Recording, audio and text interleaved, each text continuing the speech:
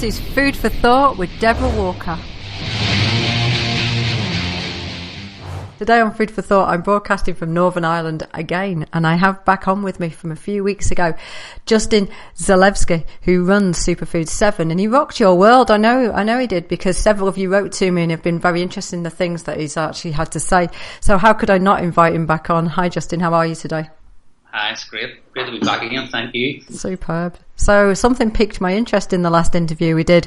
Well, a few things, but we didn't get on to several bits and pieces, and I just couldn't leave it where it was really, with the comment that you made that cancer is an unavoidable disease.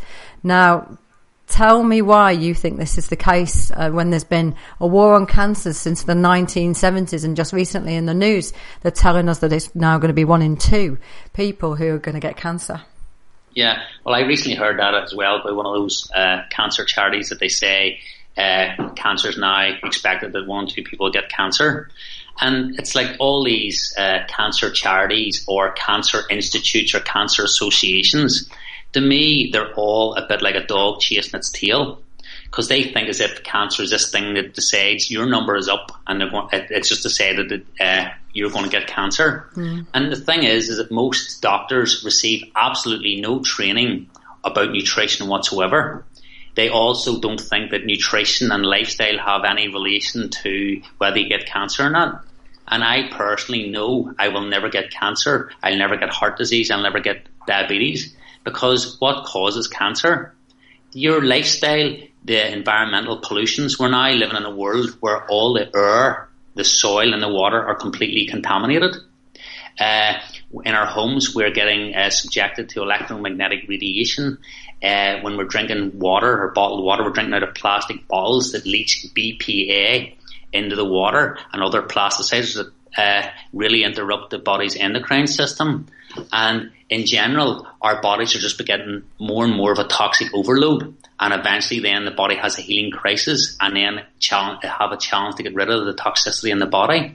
And these are where these cells which mutate to try and move forward or to try and stay alive are called cancer cells.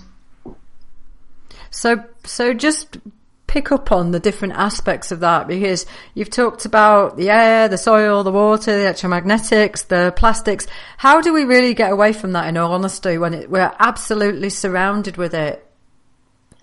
Well, I think the first thing to do is to be aware that our environment is completely polluted. And then, to me, at any time you have a challenge in life or in nature, there's usually always a solution. And the thing is that you want to reduce or minimize your exposure to all of these different factors. When you take into account the water you're drinking, the air you're breathing, the food you're eating, if you can, eat organic food whenever possible, drink out of glass bottles whenever possible, and drink high quality filtered water. And we're not too bad in Northern Ireland. We don't have fluoride in our water, but in Southern Ireland they do. And so you want to basically filter your water, drink good quality water. You want to eat foods that are natural, that are in season. Because when you go into the supermarkets now, 80% of the stuff that's in the supermarkets now didn't exist. And the food companies, the only goal is to make as much money from you as possible. And nutrition has got absolutely nothing to do with it. And so it's the cumulative effect of all the different things in the body that eventually the body reaches a tipping point, and then it has a healing crisis. So for me, I personally don't use any deodorants. I don't use any aftershaves. I don't use any antiperspirants or any of those things at all. I don't use any shampoo. So I would just have a shower every day, a hot shower every day. Or if I'm having a sauna, I just have a hot sauna and a cold shower. But people are so terrified thinking that, we're going to smell bad if we don't put all these nasty chemicals on. And even today, earlier, I was at the gym, and the most painful part of going to the gym for me is when you go back into the changing rooms and you get these guys that are spraying these really toxic, nasty chemicals all over their bodies. And I don't know if you've seen the ads about people having premature perspiration. And what have they done? They've basically made a load of guys, very insecure about themselves, thinking, well, if I spray this crap all over me, then these girls are going to have like spontaneous orgasms as they approach me, and like this is like absolute brainwashing, total unethical marketing to make young people feel incredibly insecure. The consequence of that is when you go into the changing rooms, they stink of these things and you have to inhale them, and they're very harmful. And it's like you'll see girls, especially when women develop things like breast cancer. I mean, by doing a few very small things, women could probably at least reduce their chances of getting breast cancer by about 80%. And most women wear bras. They're made from nylon. It's a petrol-based process. They then keep them on, and the breasts don't move naturally. Then what happens is that they then spray antiperspirants and deodorants under their arms. And so your body, when it wants to eliminate toxins from your body, it'll do it through bowel movements, through your skin, through your urine, and through your breath and your sweat glands. What you're basically doing then is mobilizing all of these toxins in your body. They try to get out under your arms is one of the places. Then when you're wearing bras, don't allow the breast to move, that are made from nylon. And then those toxins, which end up in the lymph nodes and stuff, can't get out. So those toxins end up settling in the woman's breasts. And the thing is, with this, we're actually pushing the toxicity back in, aren't we, effectively? Yeah. Well, what happens is that the toxins are trying to make their way out, and we're blocking their escape route. And we do it in a variety of ways, don't we? So right from your antiperspirants, which are preventing you from actually sweating, right through to the lack of bowel movements that the majority of people have, and people are told that it's okay to move the bowel once every other day or even less frequently than that. Yeah, well, I think you should be going at least once or twice a day every day. But most people eat food that's nutritionally deficient. And what they do is they end up eating large amounts of food, and there's no nutrients in them, so they then end up eating more and more. And so in the end, what we find is people are overfed and undernourished. Yeah. And I was doing research for a book that I'm writing, and I wanted to find the healthiest people in the world. And the healthiest people in the world are the Hunza people that live up in the base of the Himalayas. They regularly live to 120, 130 years of age. They're still fathering children at 80 years of age. There's no traces of disease in their culture, no crime, and they're the happiest people in the world. And then I thought, well, if they're the most healthy, who are the most unhealthy? And it's not going to be a hard guess. The Americans, because the Americans eat huge amounts of food that have no nutrition in them whatsoever, and then they eat and eat and eat and eat because their bodies are craving nutrition and they can't get it. And so we find now, especially the likes of America, they spend so much more money on healthcare than any other nation in the world, and yet they're the sickest people on the planet. And statistically, I remember reading that when doctors went on strike, the mortality rates basically improved. Basically people stopped dying because the doctors were on strike. Does that not tell you something? And I want to give it a balanced perspective. There are a lot of doctors out there that are really good people that care about you sincerely. But the thing is, a lot of them are sincerely wrong. And they will happily send you down a path of chemotherapy, radiotherapy, and they only have that cut, poison or burn model of the world. And, it's a bit like going to a butcher and you ask the butcher, well, what's healthy for you to eat? The butcher is only going to suggest meat. Or if you go to a nutritionist, they might suggest fish or a vegan diet or lots of different things. And when you go to a doctor when you've got cancer, you're only going to get that cut, poison, burn model of the world. And that is a very brutal, very outdated system. And I don't know if you remember years ago, but when people got sick, doctors used to cut you and they used to bleed you. But if you had said back then, oh, well, the doctor's crazy, but he's qualified, I'm a doctor, and it would be how dare you question my authority? And I don't know, I remember I was renovating a house beside me once, and I lifted up the carpets and I found all these old magazines, and in one of them it was promoting, Camel cigarettes are the cigarettes of choice smoked by most doctors, and they were recommending them as a health benefit. Yes. Yeah. And the thing is, they'll look back and in years to come and realize, realised what they were doing with chemotherapy was so wrong, and it is so criminally, inappropriate to do that. To me, they're still on a flat earth, and they've just got this completely brainwashed perspective on how things should be. And the thing is that people are, the doctors are all funded by the pharmaceutical industries. They regularly, especially in the States, get doctors to go out and do talks about health, or their products about the benefits of their pharmaceutical drugs. They then wine them, dine them. They hire ex-cheerleaders and models to take them places, and they get basically lots of benefits for promoting a certain product. And the system is just so completely and utterly corrupt. And I don't know if anybody's ever heard, but I would recommend you watch this movie by a doctor called Stanislav Brzezinski. Mm-hmm. And it's called Cancer is Serious Business. And basically this guy has had a cure that was be able to treat a lot of cancers, some very aggressive cancers like brain tumours and stuff. And he was getting phenomenal results. And basically the FDA took him up in front of 2 grand juries. The Texas Medical Board tried to revoke his license, and in the end the government stole his patents. And only after a very long time now is he able to actually start some clinical trials to show that the product actually does work, and what he has discovered works really well. And just to give you a quote here, the FDA, the director of the FDA back in 1982 said, I never have and never will approve a new drug to an individual, but only to a large pharmaceutical company with unlimited finances. What is that about? The FDA is in bed with the pharmaceutical companies.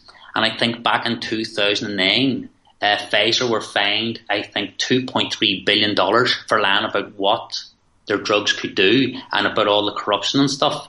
Then I think in 2011 or somewhere around those last few years, basically, I think another company was fined $3 billion, another drug company, I think it was GSK. It's GlaxoSmithKline. Yeah. Yes. $3 billion for their illegal marketing practices and all the other different things. And the thing is that those drugs and the different things that they have given to people over the years have caused tens of thousands, if not hundreds of thousands of deaths over the years. But the thing is that those people, none of them ever go to jail. Yet a person that would be promoting a holistic, balanced diet to look after themselves in different ways, like you're not allowed to say things like that because natural treatments are not patentable and there's no money in cure. So the cancer industry, which I said it was a multi-billion dollar industry, like there's no way they ever want to find a cure for any disease. All they're ever interested in is disease management. Well, it's an investment business, effectively, the pharmaceutical industry, as I see it. Yeah, and one of the things, I used to trade the stock markets years ago, and one of the sectors that was the most profitable to trade in was the pharmaceutical industry. It was just they just had so much money, and so they made so much profit. And the thing is that like doctors, when they go to medical school, are only trained to treat diseases, but they're never actually trained how to prevent them. Well, there's something very definitely wrong with the whole process of training in general, isn't there? Because it cuts out the fact that lifestyle is a big factor in chronic ill health and long-term ill health, and diet it's just completely ignored in that with the whole set of training, which is just really ill-informed. Yeah, I just think it's terrible that we have ministers that are the Minister for Health that knows absolutely nothing about health, and they put people in charge of things that they don't know what they're doing. I mean, why not if you were going to put somebody in charge of health, would you not be better getting somebody that is an absolute master that knows what they're doing about health and that they educate people to make intelligent choices? But the thing is, they allow people that have no experience about health in any way whatsoever, and they put them in charge of things to make decisions that they don't know what the outcome is going to be. They then want to spend more money on hospital. And I think I said I think maybe it was on another time I spoke to you. Like I said, I went to hospital and I had to get an infection cleared up my finger, and it kept me in overnight. And the most horrible thing that I had to suffer was the food the next day, and so I signed myself out. Like, when your body needs to repair itself, when it needs to heal itself, spending a little more money in proper nutritious food at that time would have a long-term benefit, where it would educate people that when you eat proper nutritious food, your body can actually use it and utilise it. But, they're trying to turn out meals for like £1 a meal or something around that, and the stuff's just not fit for human consumption. It's just this soggy, nasty junk that shouldn't be allowed in the human body. I've had a really interesting experience now with an oncologist who was working with one of my clients, and they handed one of my clients the front of the Daily Mail, which was basically saying that supplements didn't work and in cancer.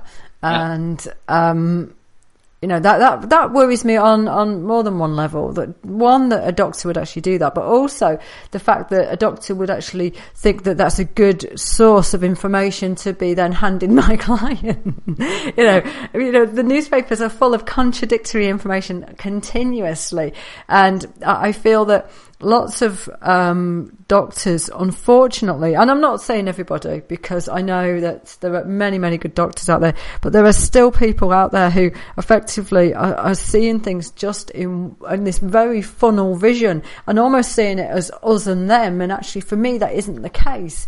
The natural approach for me with the natural foods in the diet has to be in place. It has to be something that's absolutely fundamental before you even go towards the more serious removing parts of your body. If it's got to that point, it should be the last resort, not the first. Yeah, absolutely. And this is the thing that really sort of, when you look at a system, what drives the system? Like, doctors are financially rewarded to treat diseases. They're never rewarded for preventing them. Until we have a fundamental shift in the focus. And the thing is, it's like a small amount of prevention, is worth 10 times the amount of cure. And people end up basically just leading a lifestyle that eventually they have this healing crisis. And the mindset is, can we go to the doctor then and get a medication that we can take, twice a day for 3 weeks, and that'll reverse a lifestyle, a lifetime of bad health choices? And that just doesn't work. And, I see people come to see me all the time, and they want that magic bullet, that magic cure, and there is no magic cure, and there never will be. The thing that you need to do is to eat that proper balanced, eat a proper balanced diet, lead a proper lifestyle where you get adequate amounts of sunshine, where you get out in nature. Like, one of the things now, like they're saying that like sitting is the new smoking. Our bodies are not designed to sit in front of TV and watch like programs like EastEnders or No Hopers and think that that's going to be beneficial to us. That stuff is just junk food for your brain. And one thing I would always say is that, if never let anything into your consciousness that you do not want to become. And people watch all sorts of junk programs, and then that affects their life, their focus, their lifestyle, because they're focusing on all the stuff that doesn't serve them. And so for me, I would never watch a horror movie. I never watch the news, and I would never watch anything unless I thought it was beneficial to me. And every thought counts. And the thing they say, if you want to find out, what your life's going to be, it's going to be the average of the top 5 people you spend time around with. Are you hanging around with people that are negative, that believe the doctor's God, that are sick? Or are you hanging around with people that absolutely appreciate their health, their vitality, their energy, and want to take their life to the next level? So I think one of the most important things is, where do you live emotionally? And I've seen people where they'll take the supplements, they'll do the exercise, they'll do lots of different things, but until you actually deal with where you live emotionally, you're going to find ways to make yourself sick. And I remember attending a seminar many, many years ago. It was actually given by a Jesuit priest, a really amazing guy he was probably well into his 70s then, and he was an American, but had lived in India for 50 years. And we did a seminar called NLP for Health. And just by people's belief systems alone, at least 50% of people at that seminar were actually going to make themselves sick just because of how they use their mind. I really find it fascinating because I believe that 90% of health is in the mind. So I see that over and over again. For me, the food and the hydration is just a small part of getting well. The biggest stumbling block is often the barriers that people put in their way in regards to what's going on in their mind. But can I just ask you something? Do you think that we are being programmed to be ill and to be fearful and things like that by our media? I think it's just that I don't think there's this big conscious conspiracy to make us sicker and more ill. I think what has happened is that there's just so much money to be made out of foods and pharmaceutical drugs, and the governments who are there supposed to actually look after the interests of the people end up looking after their own interests. And to me, it's just that there's so much money involved. Like I've said before about like President Obama, it takes around $400 million to get elected, to run for election, the presidential election. And the problem is that the people that fund those election campaigns usually are looking at returning their investment. And so then, like, these laws that are highly unethical and not in the greater good get passed for a few very, very wealthy corporations. And the thing is that these corporations are completely infected with world domination fever, and they just can't help themselves. And the thing is that if you trace back all the sources, about the cancer, about disease and all that stuff, if you look at that, all that traces back to the money. There is no money to be made from cure. And be under no illusion, if you come out with a cure for cancer that it cost 10 pence and you took this product and that was you guaranteed never to get cancer again, like, you would be assassinated. Like, that is a major, major threat to a multi-billion-dollar industry, and that industry thrives on disease. And there's no way that they ever want to get rid of something that is a massive, lucrative business. Now, for me, one of the most concerning areas of this is actually that we are told that the science and research actually supports what the approach is, and in regards to chemotherapy, for instance, but actually it's very scant. And there's been statistical research pulling together lots of over 3,000 trials at one particular point, that was actually examined by a German biostatistician. Today I'm never going to be able to actually say my words, Ulrich Abel. And he actually showed that the actual research that had been done over that time really was not benefiting. There was no direct evidence of benefit of chemotherapy, or that it actually even enabled survival rates to be any longer than they would have been.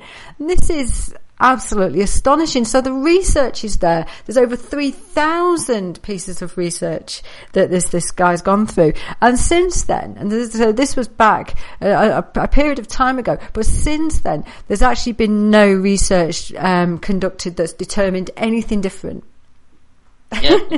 The main problem with research is research has become whatever companies be willing to pay for. So you could pay anybody to write anything about if whatever result you want, somebody is prepared to write it that's a scientist. And these scientists, like most of them, have become whores for the pharmaceutical and food industries. And they actually will do absolutely anything to make money. And people will basically say something or say whatever you want them to say if you pay them enough money. And nearly all of those, if you get a report that says things are really healthy, there's no side effects, when you find out, trace it back, who paid for the research. And it's very hard to get proper, independent, impartial scientific research that is done with integrity. That is that would be an exception to the rule. Most research is completely corrupted, and they then can delete or leave out parts that show that their products are highly toxic or highly dangerous or have adverse side effects. And that, to me, is a fundamental flaw within the system, that all research and all results should be made available, not just the ones that suit the outcome of the organisation that has the most money to gain from it. The thing is that this research is used then to influence the regulatory agencies who then approve and license the medications and the medical approaches. And these same regulatory agencies are actually pretending that vitamins are dangerous and toxic chemicals are actually that are being used in everyday medicines and foods aren't now because of this research. Yeah, absolutely. But I mean, it's like I wouldn't say a well-known fact, but I mean, people that understand health nutrition know that the FDA, the Food and Drug Administration, is just the marketing department of Big Pharma. You know, it's a revolving door where, you know, like the people move in and out, and like the FDA, who is supposed to actually be there to protect the people, always put the interests of the industry first. And one guy that really has stood out, and actually as a result of it has had to increase his personal protection and security because he's been threatened a lot and has to sort of be much more ambiguous about what he's doing, is a guy called Mike Adams from Natural News, or naturalnews.com. And he basically went out and exposed a lot of the different things, a lot of the different companies, what they were doing. And these people that have been getting away with this stuff for years, I mean, people are becoming more and more aware. People are starting to question the status quo. And people, you know, when they get illnesses now, a lot of them will not follow the doctor blindly to their death. They actually will think outside the box. And to me, and if anybody that I knew got cancer, under no circumstances would I ever want them to have chemotherapy, radiotherapy, or to have the tumour removed. Because once you cut a tumour out, it just makes it grow exponentially. And when you poison the body with chemotherapy, this is the thing that, you know, people, that amazes me, is that chemotherapy is known to cause cancer. That is not a debate. It's a fact that chemotherapy causes cancer, yet they use chemotherapy to treat cancer. Like, you know, where does that come from? Like, can people not see, like, what's going on? Like, that it's so basic that why would you use something that causes cancer to treat cancer? Or in the case of mammograms and radiotherapy, it's known to cause cancer as well, and they then use that to treat cancer. To me, the medical world is completely upside down. I had such a laugh with one of my clients. He actually was having chemotherapy treatment, and he'd gone into a coffee shop with his intravenous drip. And when he came back to the nurse he said, "Where have you been?" And he said, "I've been downstairs to the coffee shop," of which all hell broke loose at that point, because of course they were trying to explain to him it would have been a HAZChem situation. They would have had to clear the whole hospital out if it had actually burst. Now that brought it home to him that this bag of solution was going into his body and at some stage would be peed out. It's an environmental toxin, and if it had split whilst he was downstairs, they would have had to actually have it's incredible situation, really, and yet that's being placed into the body. I mean, it's just that, like, those chemotherapy drugs are just so incredibly toxic, and if they drip onto your skin, it'll just kill your skin instantly, you know, where certain ones would. And I spoke to you very briefly earlier. There was a woman came to see me yesterday, 51 years of age, and they detected by accident, because she had a chest infection, that she had cancer. So they ended up giving her a double mastectomy. They then, after that, I think, give her a hysterectomy. Then they give her 8 months of chemotherapy. And then after that, she just felt terrible. Her hair fell out and she felt awful. And then she ended up saying, "Listen, I'm not doing this anymore." And I said, "But we've booked you in to do radiotherapy now." And the thing is that, you know, if one doesn't work and they keep going and going and going, you know, those procedures make very large amounts of money for doctors. And it's like I said earlier about going to a butcher. You know, when you go to a doctor, all you're going to get is the cut, poison or burn model of the world, and those things are very, very highly profitable. And even to mention nutrition to a doctor, they actually would look at you as if like you were deranged, because they have never had any education about that, and they still have this thing that, you know, nutrition and lifestyle has got nothing to do with cancer. And it's just, to me, it just amazes me the amount of things that people have to be subjected to. I mean, this is my personal belief now. I actually think doctors that give chemotherapy should be prosecuted for negligence and malpractice, because they know it doesn't work. And statistically, I mean, there's different polls, but something like 83% or 87% of oncologists would never take cancer treatments themselves or chemotherapy themselves. I mean, what does that tell you? Okay, I'm going to end on that note. I think it's a really good place to end, because I'd like people to just cogitate on that. Justin, how do people get in contact with you? Yeah, well, they can contact me through my website, or my email address is info@superfood7.com.